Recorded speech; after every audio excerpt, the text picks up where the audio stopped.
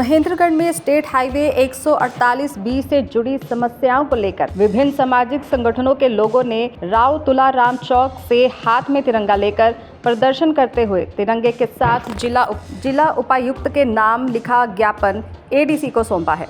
सामाजिक कार्यकर्ता बलवान फौजी ने बताया कि व्यापारियों ने उनके समक्ष अपनी समस्याएं रखी थी। लगातार अधिकारियों को लोगों की समस्याओं से अवगत कराया जा रहा था, लेकिन कोई समाधान नहीं निकल रहा था। उन्होंने कहा कि स्टेट हाईवे पर कट की संख्या बढ़ाने, चौराहों पर सर्कल बनाने और केंद्रीय विश्वविद्यालय से गांव नांगल सिरोही तक टाइल की जगह हरे भरे पौधे लगाने की मांग रखी गई है। उन्होंने कहा कि स्टेट हाईवे का निर्माण कार्य पूरा होने के बाद वाहन तेजी से गुजरते हैं। इसके अलावा उन्होंने कहा कि HSIIDC की ओर से महेंद्रगढ़ शहर के अंदर स्टेट हाईवे पर कम कट दिए गए हैं, जिस कारण भविष्य में लोगों को काफी परेशानी उठानी पड़ेगी।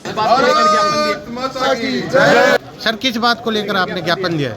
148B का जो स्टेट हाईवे हमारा बन रहा है, उस स्टेट हाईवे में बहुत सारी कमियां छोड़ दी गई हैं, जो हमारे आमजन के लिए बहुत भारी परेशानी का आगे आने वाले टाइम में सबक बन सकती है।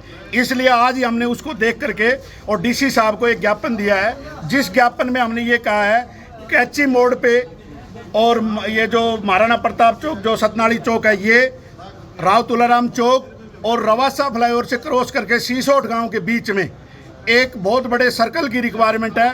और यहाँ चौक पे, हाँ, सभी चौक पे सर्कल की रिक्वायरमेंट है बड़े की, और उसको आप रेड लाइट के साथ लगा करके दे, ताकि अगर अपन राव तुलाराम चौक की बात करें तो कुरावटा साइड से अगर कोई मोटरसाइकिल आ रही है, इस साइड से कोई भारी साधन आ रहा है, तो अगर स्पीड से चलता है तो वो एक्सीडेंट होना लाजमी बात है। और रात का टाइम ऐसा हो सकता है, क्योंकि ना ही तो शहर से घुसते हैं तब, ना ही सतनाड़ी चौक से घुसते हैं तब, किसी भी साइड से हमारा कोई भी इस प्रकार का ना ब्रेकर है, ना कोई वो है रेड लाइट है, ना ही कोई चौक है। अगर चौक होता है तो आदमी धीमी गति से चलता है। तो ये डिमांड थी।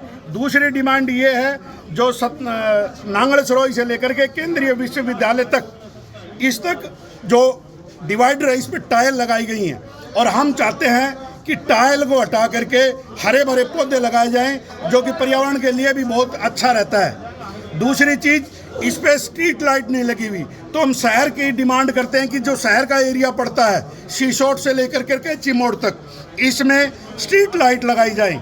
इसके बाद आगे का जो रवासा फ्लाईओवर है, उसके दोनों साइड में एक पहले बना हुआ है नाला, जो कि गहराई 6 फीट है।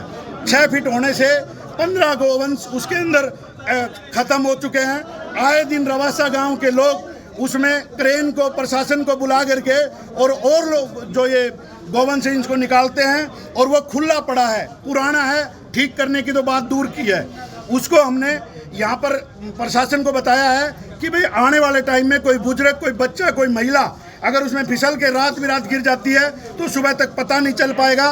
बाद में ये कहेंगे कि भाई हम उसको ढक देते हैं, हमें किसी ने बताया नहीं। आपकी इन मांगों को लेकर प्रशासन ने आपको क्या आश्वासन दिया? उन्होंने ये कहा है कि हम जल्दी ही जो कॉन्ट्रैक्टर है और सरकार के माध्यम से इसका निर्माण करवा करके, रीटेंडरिंग करके, और आप लोगों को तुरंत बताया जाएगा।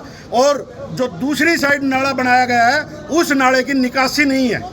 जो अभी नाले बनाए गए हैं उसमें सिवर लाइन नहीं दिया गया है। अभी कई बार आपने देखा होगा, पानी और पाइप हम बाजार में रोड बना देते हैं, एक छोटे से पाइप के लिए पूरे रोड को तोड़ा जाता है।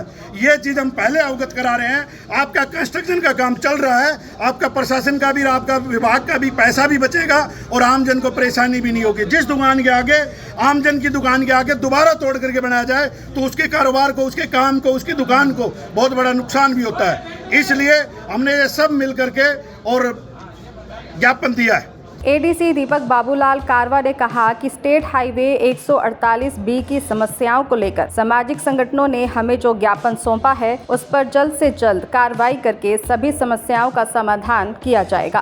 कुछ बातें कही गई हैं कि जो नाले हैं वो साफ नहीं है, पशु वहाँ गोवंश गिर जाता है, तो उसके ऊपर भी सही कार्रवाई होगी और हम जल्द से जल्द उसका समाधान करने की कोशिश करेंगे डीएमसी साहब के माध्यम से। दैनिक सवेरा के लिए सौरभ शर्मा की रिपोर्ट।